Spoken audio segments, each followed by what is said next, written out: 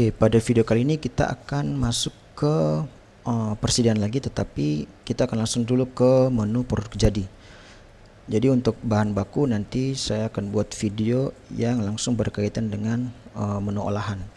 Jadi kita masuk dulu ke produk jadi. Tujuannya itu produk yang bisa dibeli dan langsung dijual. Ini biasanya sih produk-produk kemasan jadi seperti air mineral botol, atau misalnya teh kotak, atau teh botol dan lain-lain. Jadi kita akan masuk ke menu produk jadi. Oke, jadi untuk sekilas tentang produk jadi nanti bisa dibaca. Jadi produk jadi itu ya barang utuh yang stoknya dilacak secara ketat. Jadi umumnya dibeli dari supplier untuk dijual kembali ke pelanggan tanpa proses perubahan bentuk. Sangat cocok digunakan untuk minuman kemasan jadi, snack ringan jadi, roti pabrikan, atau merchandise seperti kaos atau tumbler yang biasa dijual. Ya, jadi misalnya sekarang kita mau klik mau buat produk jadi baru, kita klik saja tombol tambah seperti ini. Kemudian kita buat misalnya air mineral botol. Oke, kategorinya kita pilih di minuman saja, kemudian merek misalnya kita pilih saja di generic, supaya nanti untuk perubahan-perubahan merek itu bisa lebih fleksibel. Ini dapat dijual, kita pilih ya, dan dapat dibeli juga kita pilih ya. Artinya di pembelian akan muncul dan di penjualan akan muncul. Kalau kita kliknya dapat dibelinya tidak atau nonaktif seperti ini, artinya air mineral botol ini dia tidak akan muncul di pembelian, hanya muncul di penjualan ya. Oke, jadi kita pilih saja dua-duanya. Untuk satuannya kita akan pilih misalnya per pieces. Kalau mau dibuat lebih ketat lagi, kita tinggal masuk ke pengaturan satuan, kita tambahkan satuan yang namanya botol seperti ini. Oke, kemudian kita kembali ke menu produk jadi, klik tombol tambah, air mineral botol, kategorinya minuman, mereknya generik. Ya. Jadi metode biaya ini apa? Metode biaya ini adalah misalnya tanggal 1 kita beli dengan harga per kartonnya misalnya 17.000, 25.000 mungkin ya. Kemudian tanggal 20 misalnya harga naik. Nah, itu nanti kita sistem itu akan menjual dengan harga pokok itu adalah rata-rata dari kenaikan dan penurunan harga tadi. Kalau misalnya pakai FIFO, artinya dia akan menjual dulu harga pokoknya, itu akan menggunakan harga pokok yang pertama kali dibeli dulu sampai stoknya sudah habis, baru kemudian menggunakan harga pokok yang selanjutnya. Kalau LIFO kebalikannya dari FIFO, menjual dengan harga pokok yang paling terakhir di stok dulu atau dibeli dulu, kemudian sampai habis, baru selanjutnya menggunakan harga pokok yang pembelian sebelumnya lagi. Jadi karena F&B umumnya itu nanti biasanya itu pergerakannya cepat, jadi kita sebaiknya pakai yang rata-rata saja. Jadi dia akan menghitung rata-rata. Untuk stok, nah nanti kita umumnya pakai FIFO. Jadi barang yang stok yang pertama masuk itu yang akan dikeluarkan lebih dulu. Misalnya air mineral dibeli tanggal 1 dan tanggal 20, maka stok yang tanggal 1 itu akan dihabiskan lebih dulu. FIFO ini kebalikan daripada LIFO kebalikan daripada FIFO, sedangkan FIFO ini dia akan memotong stok sesuai dengan tanggal kadaluarsa yang paling dekat lebih dulu. Jadi mana yang tanggal expire-nya paling dekat, sistem akan memotong stok dari tanggal expire itu. Kemudian masuk ke bagian satuan, kita pilih yang tadi itu botol ya. Ini harga jualnya kita bisa pilih tetap, bisa pakai markup. Misalnya kita markup supaya harga jualnya itu selalu berubah. Misalnya harga pokok per botolnya itu misalnya 3.000. Kita misalnya mau markup menjadi 100%.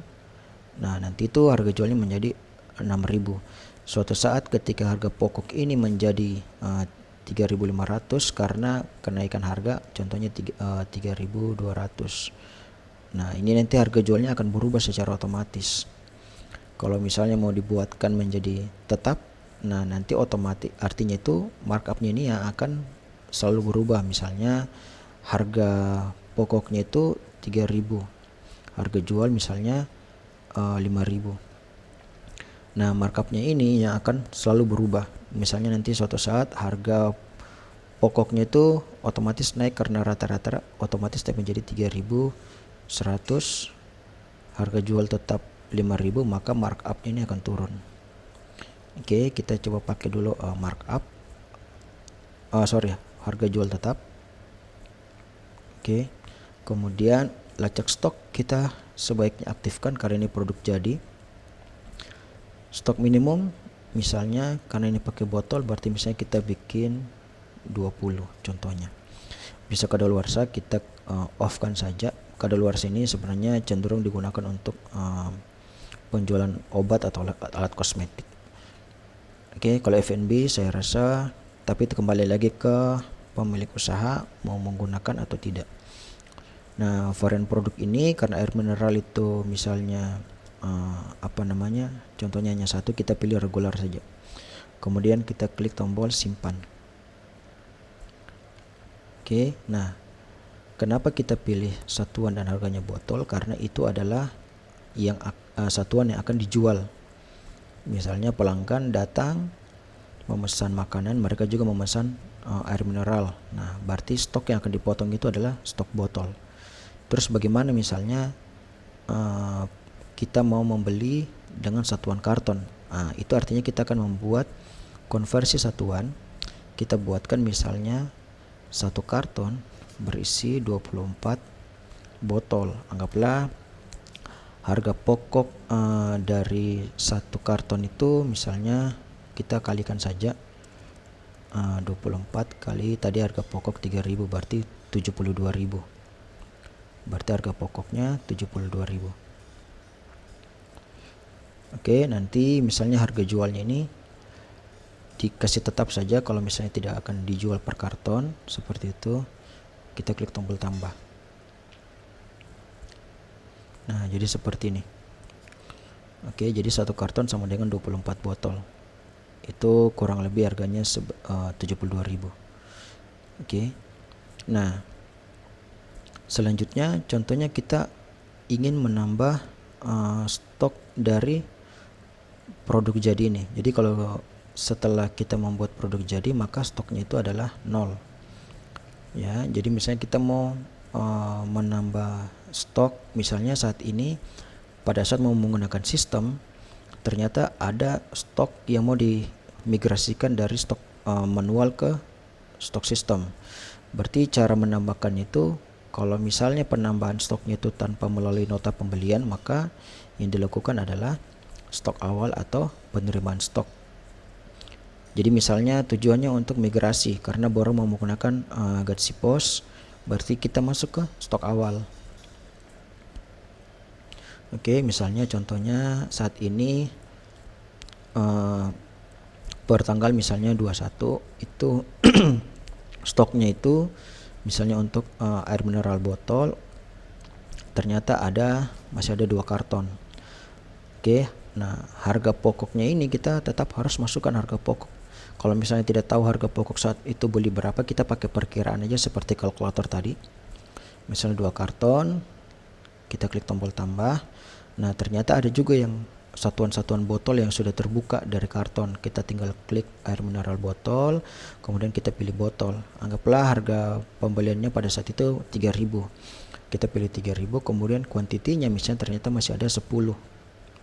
Ya, jangan lupa kita klik tombol tambah. Nah, di keterangan ini kita bisa buat misalnya stok awal untuk air mineral sebelum menggunakan Gatsi Pos. Kita klik tombol simpan draft. Oke, jadi stok awal ini nantinya juga bisa ditambah sebenarnya. Jadi satu nomor dokumen stok awal ini itu sebenarnya bukan hanya untuk 2 produk ini saja. Misalnya nanti mau menambah lagi, itu nanti tinggal klik ubah, kemudian tambahkan lagi produknya ke bawah apa saja untuk satu kali input untuk migrasi. Misalnya nanti stok awalnya keterangannya diubah, stok awal sebelum menggunakan Gatsby Post, seperti itu, simpan perubahan. Nah, misalnya semuanya sudah oke, saat klik simpan perubahan tadi itu yang statusnya draft ini belum mempengaruhi stok di sistem. Stoknya ini masih nol. Kapan stoknya akan berubah dan harga pokoknya juga akan berubah ketika kita klik tombol konfirmasi. Kita klik tombol ya konfirmasi. Ketika kita klik tombol konfirmasi seperti ini, maka stoknya itu sudah bertambah. Untuk karton itu ada 2 dan untuk botolnya itu bertambah 10. Jadi kalau kita melihat di bagian menu produk jadi, itu stoknya ini akan menghitung total botolnya. Ya, walaupun tadi kita input 2 karton tambah 10 botol, maka dia akan input total botol. Nah, untuk melihat laporan secara breakdown satuan, berapa karton dan berapa botolnya, kita bisa lihat di laporan stok barang. Kemudian kita pilih cabang, terapkan filter. Nah, di sini dia akan melakukan rekap satuannya. Jadi dari stok 58 itu ternyata ada menjadi 2 karton 10 botol. Kenapa bisa seperti ini? Karena kita itu sudah membuat yang namanya data konversi satuan. Nah, 1 karton sama dengan 24 botol, makanya 2 karton tadi ditambah dengan 10 botol, ya. 2 karton tadi tambah 10 botol adalah 48 botol tambah 10 berarti 58. Seperti itu ya, harga pokoknya juga 3.000. Kalau misalkan nanti mau juga menambahkan stok, misalnya ini stoknya sudah mau habis, kemudian mau pembelian di toko grosir, kalau misalnya tunai langsung saja melakukan input pembelian langsung. Jadi kita ingat dulu stok saat ini adalah 58 atau 2 karton 10 botol. Kita kemudian mau melakukan pembelian langsung lagi, menambah stok misalnya sudah mau habis. Nah, tanggalnya ini kita ubah, misalnya tadi tanggal 21 kita ubah ke tanggal 23. Kita pilih supplier, misalnya pemasok umum, metode pembayarannya misalnya transfer Bank BRI contohnya. Kemudian kita pilih lagi, kita mau beli sekalian ini banyak kecap, kita beli misalnya 10, harga pokoknya misalnya untuk per pack itu 5.000 contohnya. Klik tombol tambah lagi air mineral botol, misalnya per karton lagi, tambah lagi 3, satuannya misalnya ternyata ada perubahan harga, ternyata naik bukan 72.000 tetapi misalnya 75.000. Oke, kemudian klik minyak goreng, sekalian ini lakukan pembelian misalnya 10 pack 32.000. Klik tambah, jadi ini total, misalnya ternyata ada diskon 45.000 seperti itu. Kita pilih potongan nilai rupiah 45.000. Nah, kita langsung posting. Oke. Nah, kita bisa lihat di sini untuk air mineral botol itu bertambah 3 karton, artinya bertambah sebanyak 48 tambah 20 tambah 24 lagi. Jadi di menu produk jadi, nah ini sudah bertambah menjadi 130 botol dari 58 tadi. Nah, untuk melihat detailnya kita bisa ke laporan stok barang. Misalnya ini kita lihat rekapnya dulu. Nah, ini 130 botol, artinya 5 karton 10 botol. Kalau mau lihat lebih detail, kita ke laporan kartu stok per produk. Kita pilih cabang, terapkan filter. Nah, ini akan menampilkan pergerakan stok. Oke. Jadi ini ada melalui dari info INV ini adalah inventory, opening atau stok awal, ini jenisnya opening, ini purchase atau pembelian. Masuk lagi 72, saldonya menjadi 130 botol ya, satuannya 130 botol, atau secara kalau di breakdown menjadi 5 karton 10 botol. Nah, tadi juga kita melakukan pembelian minyak goreng dan saus kecap. Berarti kalau di laporan akuntansi, kalau kita lihat laba ruginya, nah ini menjadi biaya non persediaannya itu meningkat. Potongan pembeliannya meningkat. Yang tadinya 25.000 tambah 45.000 menjadi 70.000, dan rugi bersihnya masih 725.000. Ini karena belum ada pendapatan. Oke. Nah, selanjutnya kita akan masuk ke menu olahan dan juga persediaan produk bahan baku. Oke, nanti kita akan ketemu lagi di video selanjutnya.